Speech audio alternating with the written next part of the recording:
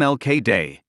What to know about the federal holiday to honor Martin Luther King Jr. The federal government shuts down on the third Monday of every January for the day to honor Martin Luther King Jr. The life and legacy of Dr. Martin Luther King Jr. will once again be celebrated and honored on Monday at events around the nation. The civil rights icon, whose work to end segregation and racism through nonviolence earned him is the only non-president with a named in his honor. Every year on MLK Day, the federal government closes and citizens across the U.S. take part in a day of service. Here's everything to know about MLK Day, including how it became a federal holiday.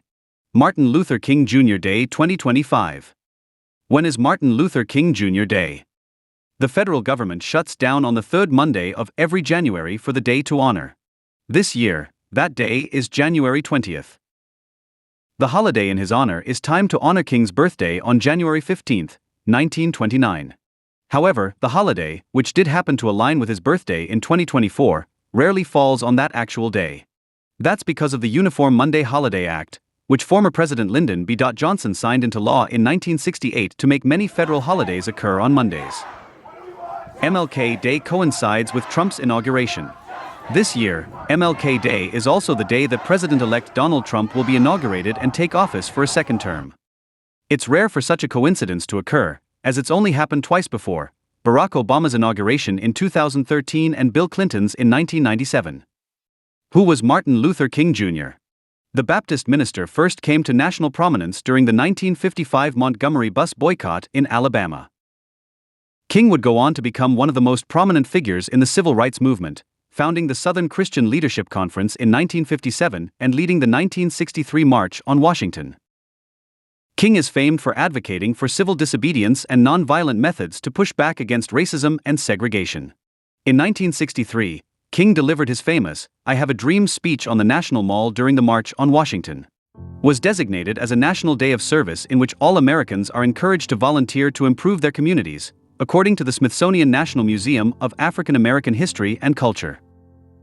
Across the nation, cities and local communities will host ceremonies and volunteer events on Monday. Nationally, the in Atlanta, Georgia is through Monday to commemorate King and honor those who embody the principles for which he stood. Its annual King Day at the Dome event, which Vice President Kamala Harris headlined in 2024. This year, Jamie Harrison, chair of the Democratic National Committee, will headline. When was Martin Luther King Jr. assassinated? King was assassinated on April 4, 1968, according to the Stanford Martin Luther King Jr. Research and Education Institute.